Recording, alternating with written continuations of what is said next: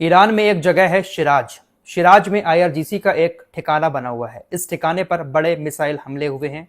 यहाँ पर ज़्यादातर ईरान के बसीज आर्मी के लोग रहते हैं। काफ़ी सारे लोगों की यहाँ पर मौत की खबर आ रही है और बड़े बड़े कमांडर मारे गए हैं। दरअसल यहाँ पर पहले 4 मिसाइलें आकर गिरी।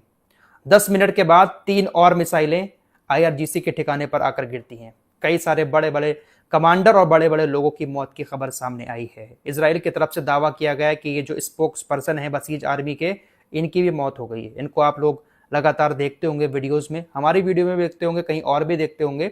जो भी स्टेटमेंट आता है आईआरजीसी की तरफ से वो ज़्यादातर इन्हीं की तरफ से बताया जा रहा था। इनकी मौत की खबर आई है। हालांकि अभी तक ईरान की तरफ से, आईआरजीसी की तरफ से कुछ नहीं कहा गया है, लेकिन दावा इजराइल ने किया है कि जिस वक्त हेडक्वार्टर पर शिराज के अंदर हमला हुआ तो ये वहां पर मौजूद थे। अब ये मिसाइल हमला कहां से हुआ है? ये मिसाइल हमला किसी न किसी अरबी देश से हुआ है। अरबी देश या फिर समुंदर में जो अमेरिका का युद्धपोत मौजूद है, वहां से ये हमले किए गए हैं। ईरान जब मिसाइलें छोड़ता है तो निंदा करते हैं, लेकिन जब ईरान के ऊपर मिसाइलें छोड़ी जा रही है तो निंदा कोई नहीं कर रहा है। फिलहाल ईरान इस वक्त अपनी सबसे खतरनाक नागिन मिसाइल, सैजिल मिसाइल का इस्तेमाल ज्यादा कर रहा है। रिपोर्ट सामने आई है कि 14 से 15 मार्च के बीच में ईरान ने इजराइल के ऊपर बहुत सारे मिसाइलें दागी हैं और इन मिसाइलों में सबसे ज्यादा इस्तेमाल अपनी सैजिल मिसाइल का किया है। ये सैजिल मिसाइल, इसके बारे में आपने शायद सुना होगा। इसकी खासियत ये होती है कि ये जल्दी टारगेट पर नहीं आती है, इंटरसेप्टर मिसाइल के। ये मिसाइल लहराती हुई चलती है और अपना रास्ता भी बदलती है। जब ये आसमान में उड़ती है तो नागिन की तरह दिखती है, लहराती हुई जाती है, इसलिए इसको नागिन मिसाइल भी ईरान की कहा जाता है। इंटरसेप्ट मिसाइल जब इसको टारगेट करने के लिए लॉक करती है तो उसको समझ नहीं आता है कि ये मिसाइल कभी किधर जा रही है, कभी किधर जा रही है, इसलिए लॉक नहीं हो पाता है। तो इसको मार पाना बहुत मुश्किल है। हालांकि इजराइल ने इसको इंटरसेप्ट किया है, लेकिन बहुत मुश्किलों से, बहुत सारी कोशिशों के बाद इस मिसाइल को इजराइल मार पाता है। अब ईरान अगर 10 मिसाइलें एक साथ छोड़ता होगा तो क्या सारी मिसाइलों को तो इजराइल रोकता नहीं होगा? इजराइल के अंदर तबाही हो रही है, लेकिन इजराइल ने अपने देश के अंदर मीडिया को पूरी तरह से सेंसर कर रखा है।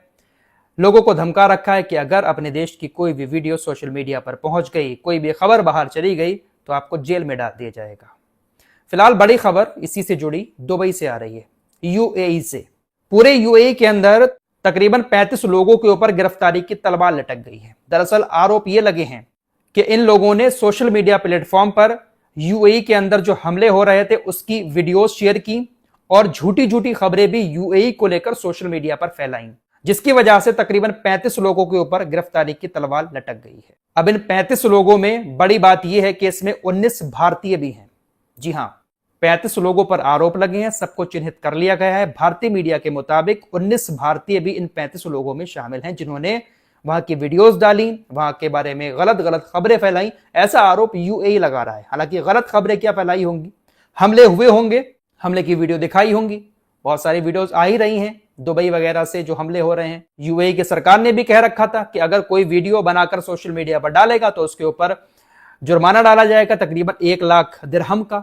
तो जिन 35 लोगों के ऊपर अब ये आरोप लग चुके हैं उनको शायद 1 लाख दिरहम का जुर्माना देना पड़े और सजा 1 साल की जेल की भी काटना पड़े।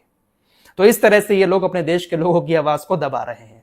अरे जब मिसाइल हमले हो रहे हैं, पिछली वीडियो में ही आपको दिखाया है कि दुबई इंटरनेशनल एयरपोर्ट पर किस तरह से हमला हुआ। एक तरफ फ्लाइट लैंड हो रही है, दूसरी तरफ आग और धुआं दिखाई दे रहा है। जब हमले हो रहे हैं तो छुपाना ही क्या।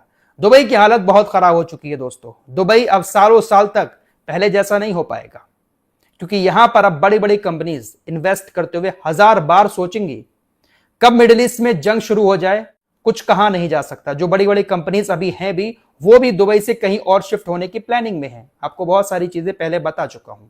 फिलहाल दुबई का हाल, यूएई का हाल बहुत बुरा है इस बार। ईरान के सुप्रीम लीडर को लेकर एक खबर आई है। दरअसल काफी टाइम से मुश्तबा खामनेई दिखाई नहीं दिए हैं। सुप्रीम लीडर भी बन गए, फिर भी वो दिखाई नहीं दिए हैं। खबरें चल रही हैं कि वो घायल हैं और रशिया में उनका इलाज चल रहा है। द टेलीग्राफ ने एक रिपोर्ट छापी है इजरायली और अमेरिकी अधिकारियों के हवाले से। कुछ ऑडियो मैसेज किसी तरह के लीक हुए हैं ईरान से ही, जिसमें यह बात सामने आई है कि ईरान के सुप्रीम लीडर अयातुल्लाह खामनेई के बेटे मुश्तबा खामनेई अपने ही घर में अपने वालिद और अपने परिवार के साथ मौजूद थे। ये अपने गार्डन में थे, लेकिन हमले से कुछ ही टाइम पहले ये किसी जरूरी काम से वहां से निकल गए और उसके कुछ ही देर के बाद इनके घर पर हमला हो गया। इसीलिए ये उस हमले में बच गए। बाकी जितने भी लोग वहां पर मौजूद थे, इनकी बीबी, इनकी माँ तो कोमा में है। हालांकि पहले उनकी मौत की खबर आई थी, अब कहा जा रहा है कि वो जिंदा हैं। तो ये तमाम लोग हमले की चपेट में आए, लेकिन ये बाल बाल बच गए।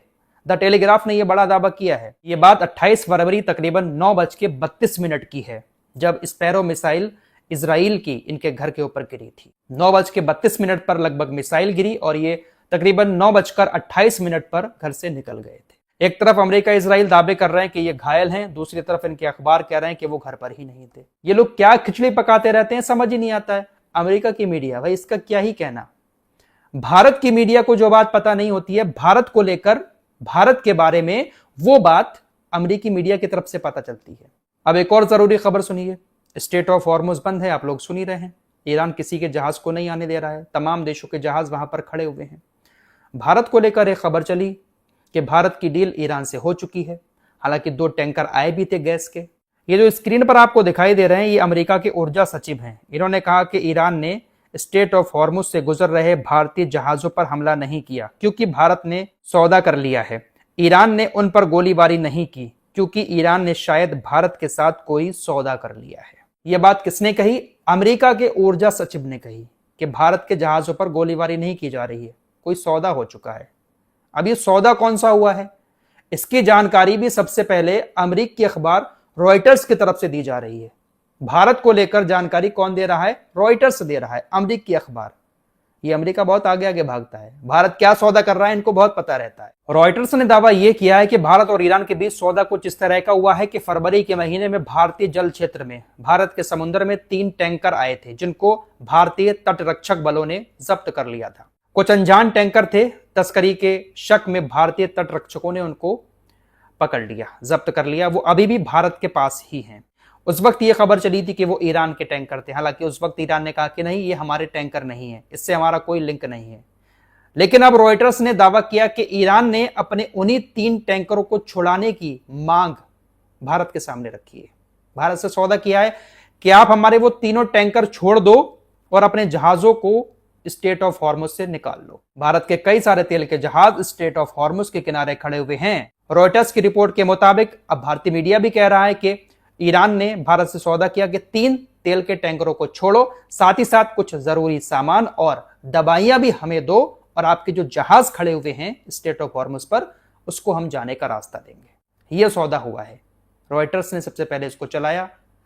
रॉयटर्स ने यह रिपोर्ट भी चलाई कि पाकिस्तान के 3 जहाजों को स्टेट ऑफ हॉर्मुज से ईरान ने निकाल दिया है, उनको भी जाने की जगह दे दी है। तो अमेरिकी मीडिया को हर बात की खबर रहती है। अमेरिकी मीडिया हर बात आगे आगे आकर सबसे पहले बताने की कोशिश करता है। अमेरिकी मीडिया की तरफ से वो बात बता दी जाती है जो ऑफिशियली देश की तरफ से भी नहीं बताई गई होती है। जैसे भारत को लेकर कोई खबर है, पाकिस्तान को लेकर कोई खबर है, तो भारतीय सरकार या पाकिस्तानी सरकार या किसी और देश की सरकार की तरफ से ऑफिशियली नहीं बताया गया होता है, लेकिन उससे पहले ही अमेरिका की मीडिया की तरफ से बातें शुरू हो जाती हैं। फिलहाल पिछली वीडियो में आपको बता चुका हूं कि इजराइल ने मस्जिद अक्सा को रमजान के महीने में बंद कर रखा है।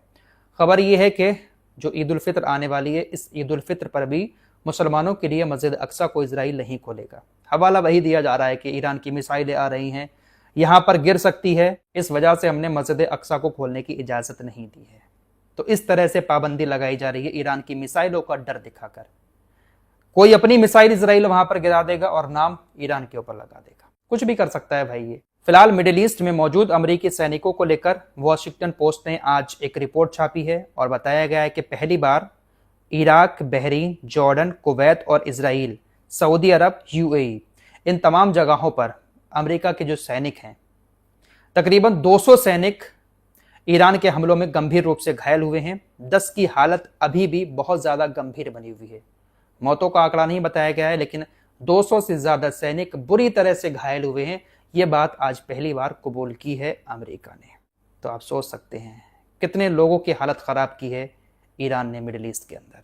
फिलहाल के लिए इतना ही, कुछ और खबरों के साथ फिर हाजिर होंगे। अपना ख्याल रखिएगा। अल्लाह हाफिज।